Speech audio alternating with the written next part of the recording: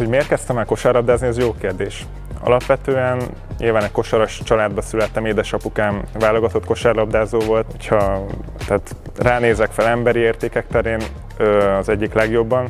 Nyilván ő is ezen az úton járt, mint én, a profi kosárlabda terén, illetve emberileg is szeretném azokat az értékeket képviselni, amiket ő átadott nekünk és képvisel. A nővérem is válogatottban is megfordult, és többek között itt a szolnoki körcsarnokban is még annó játszott NB1-es mérkőzéseket, ahova jöttünk, és még ott a szurkoló táborról a családommal szurkoltunk neki és a csapatnak, úgyhogy egyáltalán nem ismeretlen számomra ez a csarnok, úgysem, hogy nyilván játszottam itt az elmúlt években, úgyhogy nagyon otthonosan érzem magam már most. Nagyon izgatott vagyok, és örülök, hogy itt lehetek. Szuperül telt az első pár nap, és tényleg tárkarokkal fogadtak a srácok is, az edzőistáb, úgyhogy nagyon hálás vagyok nekik ezért, és izgatott a továbbiakért. Nem titok, hogy többek között Lukács Norbi személye is nagy szerepet játszott abban, hogy ide az olajbányászhoz jöttem. Nyilván Oliver Vidin edző és a játékostársak, Pallai Tomi, Rudner Gábor személyében sok játékost már ismertem. Játszottam velük korábban, ugye Rudival, utánpótlásban a Vasasban játszottunk együtt. Úgyhogy rengeteg játékossal már megvolt ugye az ismerettség és a közös kémia, és nyilván a légiósokat is kívülről figyeltem, ismertem korábbról látásból, úgyhogy nyilván Bojan Szuboticsot nem kell bemutatni senkinek, játszottunk egymás ellen sokat, úgyhogy ismertem így látásból nagyjából az egész csapatot is. Még amikor Spanyolországban voltam kint, akkor már elküldte a Mándoki Tomi a playbookot, úgyhogy szerencsére ott is tudtam már belőle kicsit haladni és felkészülni.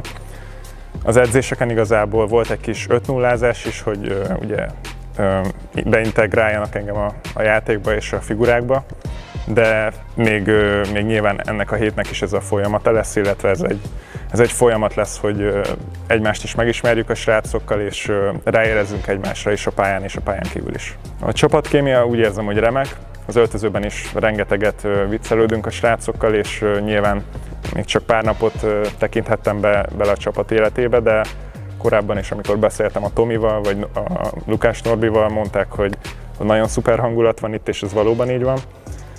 Szerepem pedig a pályán kívül tényleg igyekszem én is majd az idő előre haladtával minél jobban összefogni a csapatot, mikor mire van épp szüksége a srácoknak, ha valakinek szüksége van egy-egy beszélgetésre, akkor ott vagyok nekik, illetve a pályán belül pedig stabilitást nyújtani, irányítani a csapatot, hogyha arra van szüksége, védekezésben nyomni az ellenfelet, irányítani a többieket, hogyha arra van szükség, úgyhogy igazából amire Vidin mesternek szüksége van, arra itt vagyok. Távlati cél az nyilván a bajnoki cím, nyilván ehhez egy hosszú és rögös út vezet, és lesz egy-két beleszólás a Falkónak, a Paksnak, illetve a többi magyar csapatnak is, de úgy gondolom, hogy megvannak a hozzávaló kis darabkáink, és az lesz a cél, hogy ezeket összeállítsuk és összerakjuk.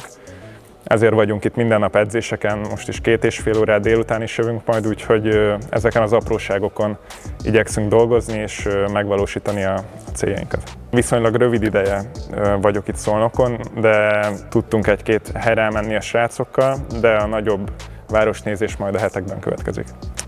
Remélem, hogy tényleg egy olyan katlanban tudunk játszani, és olyan hangulatot tudunk teremteni a szurkolóknak, amit ők megérdemelnek, és amiért ilyen szuper hangulatot teremtenek minden meccsen. Tényleg tavaly is volt szerencsém ugye a döntő egyik meccsére ide kijönni, és libabőrös feelinget teremtettek. Teljesen libabőrös lettem már a játékos bemondásnál.